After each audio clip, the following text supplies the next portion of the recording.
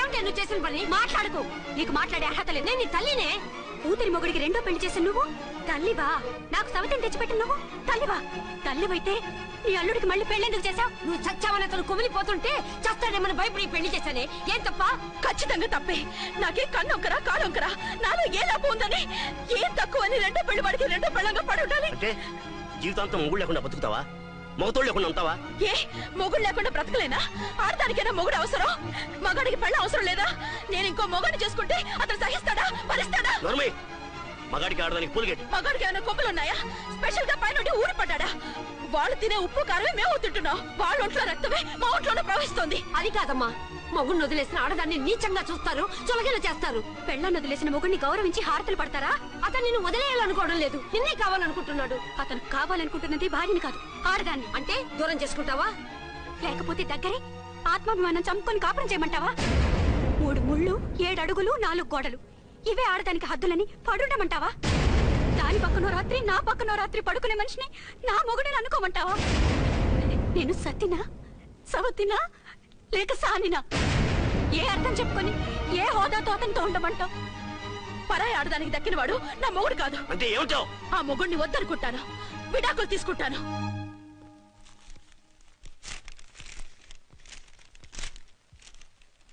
ఏమిట్రాది? Lawyer నోటీసులు. Lawyer నోటీసులు? ఎవరు పంపారు? నీ కోడళ్ళు. దేనికి? వాళ్ళకి విడాకులు కావాలంట. నువ్వెందుకు బాధపడతావు? సిగ్గు ఎగ్గు లేకుండా విడాకుల కోసం కోర్టుకెక్కినందుకు వాళ్ళు బాధపడాలి. నీలాంటి మంచి మొగుడిని దూరం చేసుకుంటున్నందుకు వాళ్ళు ఆడవాలి. మీసం లేని వాళ్ళు వాళ్ళకి అంత పట్టుదల రోషం ఉన్నప్పుడు మీసం ఉన్న మగాడివి నీకెంత ఉండాలరా? వాళ్ళకి ఒక్కర్లేనప్పుడు నీకు వాళ్ళు అక్కర్లేదు. ఇంతకాలం నువ్వు చెప్పింది నేను విన్నాను, ఇప్పుడు నేను చెప్పింది నువ్వు వినాలి. మొగుండి వదిలేసిన వాళ్ళకి మొగుడు దొరకలేమో కానీ పెళ్ళాం వదిలేసిన మొగుడికి 1,00,000 మంది దొరుకుతారు. నువ్వు మళ్ళీ పెళ్లి చేసుకో. అప్పుడు గానీ జనం నేల మీద ఊహించుకుని పనిచేసింది వాళ్ళురా. నువ్వు వాళ్ళని మర్చిపోలేక జీవితాంతం నరకనుభవిస్తుంటే చూసి ఆనందించాలని వాళ్ళ ప్లాన్. నువ్వు మళ్ళీ పెళ్లి చేసుకుంటే ఆ కుక్కలు చెప్పుతో కొట్టినట్టు అవుతుంది. అంటే ప్రతీకారం కోసం పెళ్లి చేసుకోమంటావా? లేకపోతే ఇంకా వాళ్ళకి మొగుండని వాళ్ళ ఫోటోలు పట్టుకుని కుళ్ళి కుళ్ళి ఏడుస్తావా? ఒక్కసారి చేసిన తప్పుకే నరకం అనుభవిస్తున్నాను. మళ్ళీ జీవితంలో అటువంటి పొరపాటు చేయను. పోనీ చెయ్యని పొరపాటు చేయి, కొత్త అలవాటు చేసుకో.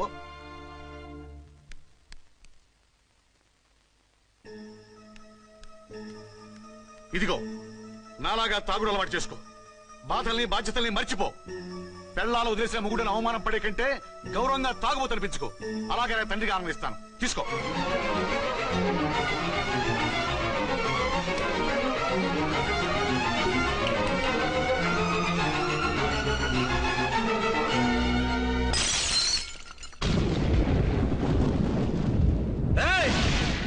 అర్చన, ఝాన్సీ, బయటికి రండి.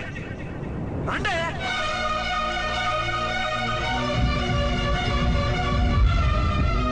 भाई और बहनों, देखो, ये मेरा फर्स्ट पत्नी है. ఇది నా సెకండ్ పత్ని. ఏంటి ఆ లుక్లో? తాగొచ్చానా? నేను తాగలేదే, మీరే తాగించారు. తెగేదాకా తెచ్చారు, తాగేదాకా తీసుకొచ్చారు. నాకు విడాకులు ఇస్తారు. నాది పెళ్ళ పేకాట. ఆడినంతసేపు ఆడి మధ్యలో మిడిల్ డ్రాప్ చేయడానికి. అసలు నేను మీకేం ద్రోహం చేశాను? నువ్వు తిరిగి రాగానే on the spot first night cancel చేసుకుని నీ దగ్గర పరిగెత్తు రావడవా? ఇంకో మగాడు ఎవడైనా అయితే అలా వచ్చేస్తాడా? చెప్పను ఛాలెంజ్. నువ్వు చచ్చావు అనుకుని పిచ్చి వెదవలా తయారయ్యాను. కళ్ళు పూసుకుంటే కళ్ళలోకి వస్తున్నావని కంటికి నిద్ర లేకుండా కడుపుకి తిండి లేకుండా గడిపాను. చచ్చి నీ దగ్గరగా వద్దాం అనుకున్నాను. కానీ నా కన్న తల్లిని మర్చిపోలేక తాగుడికి అలవాటు పడ్డ మా నాన్న నా జీవితంలో నీ జీవితం కాకూడదురా, భార్య లేని లోటేంటో నేను చవి చూశాను, మళ్ళీ పెళ్లి చేసుకోరా అని బలవంతం చేస్తే చచ్చి కన్న తండ్రిని ఏడిపించలేక బతికి దీన్ని పెళ్లి చేసుకున్నానే తప్ప దీని రంగు పొంగు చూసి వెర్రెత్తి కాదు. అది నేరమా, పాపమా? ఏమే ఈ ఏటి మేటి సౌత్ ఇండియన్ పతివ్రత, ఈ సంగతి అంటే సెకండ్ హ్యాండ్ మొగుడు దొరికాయండి షేక్ అయిపోతున్నావా? ఇంతకు ముందు నేను ఎప్పుడైనా తాగానా? నేను తాకానా? కామం కళ్ళకెక్కి నీతో మంచం ఎక్కానా? మజా చేశానా? పెళ్ళైన తర్వాత కూడా నిన్ను పతివ్రతలా బతకనిచ్చాను కదే. నేనే దుర్మార్గుడిని అయితే, ఆడదాన్ని అవసరంతో ఏడ్చేవాడిని అయితే, ఎప్పుడో నిన్ను చెడిపోయేదాకా చెడగొట్టేవాడిని.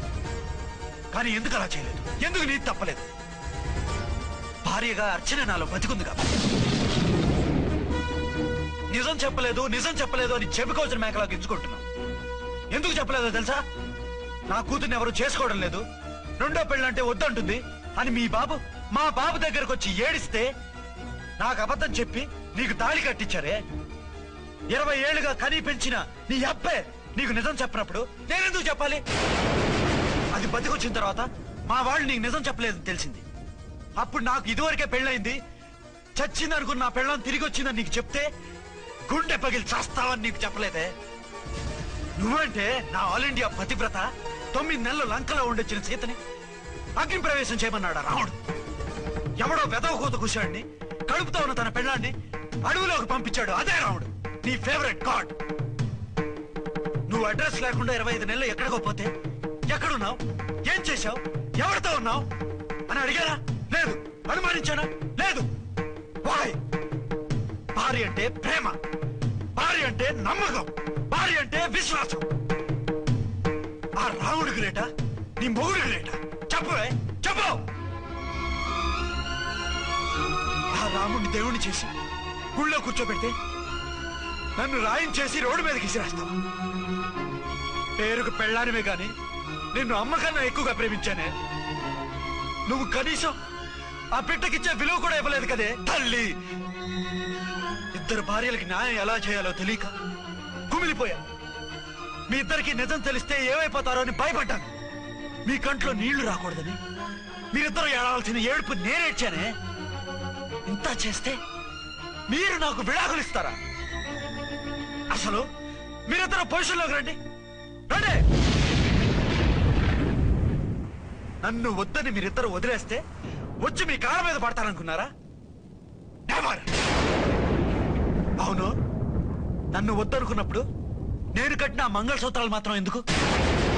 సేఫ్టీగా వాటిని అలాగే ఉంచుకుని మాజీ భార్యలుగా హ్యాపీగా బతుకుదాం అనుకుంటున్నారా? నో, మీకు ఆ ఛాన్స్ ఇవ్వను. తాళి ఉన్న పెళ్ళాలుగా కాదు, తాళి తెగిన భార్యల్లా, మొగుడు చచ్చిన విధవల్లా మీరు తెల్ల చీరలు కట్టుకునేట్టు చేస్తాను. విడాకులు ఇవ్వకుండా మిమ్మల్ని విడాకులు చేస్తాను. జీవితాంతం కుళ్ళి కుళ్ళి కుళ్ళి ఏడ్చేలా చేస్తాను. బాయ్. ఆగండి. ఏ, నేను చావడం కూడా నీకు ఇష్టం లేదా? మీరు బతకాలి, నిండు 100 ఏళ్ళు సుఖంగా జీవించాలి. మీ మీద ప్రేమ లేక కాదు, మీరంటే ఏంటో తెలియక కాదు. నా వల్ల మీకు ఝాన్సీకి అన్యాయం జరగకూడదని నేను మిమ్మల్ని అనుమానించాను, అవమానించాను. మీకు దూరం కావాలనుకున్నాను, విడాకులు కోరుకున్నాను. నేను మీకు భార్యనయ్యాను, మీ బిడ్డకు తల్లినయ్యాను. కొంతైనా మీతో జీవితాన్ని తృప్తిగా అనుభవించాను. కానీ ఝాన్సీ ఒక్క పసుపు తాడు తప్ప భార్యగా ఏమీ పొందలేదు. భార్యగా మీ జీవితంలో తనకి చోటివ్వండి. లేదక్క, అలా చేస్తే నువ్వు భర్తనే కాదు, బాబుకి తండ్రిని కూడా దూరం చేసిన దానివి అవుతావు. ఆయన మనస్ఫూర్తిగా ఇష్టపడి చేసుకుంది నిన్ను, ప్రేమించింది నిన్ను. ఆయన మనసులో నీకు తప్ప నాకు స్థానం లేదు. నువ్వు బలవంతంగా నన్ను భార్యని చేసినా మనిషిని సొంతం చేసుకోగలను గాని మనసుని పంచుకోలేను. ఆ భార్య స్థానం ఎప్పటికీ నీదే. ఒకరి మీద ఒకరు ఇంత ప్రేమను పెట్టుకొని ఒకరి గురించి ఒకరు ఆలోచించి మీ జీవితాలని పాడు చేసుకోకండి. అక్క చెల్లెళ్ళలాగా కలిసిమెలిసి అతను సుఖపెట్టి మీరు సుఖంగా ఉండండి. క్షమించండి, నాకు భార్య అర్చనే కానీ ఝాన్సీ కాలేదు.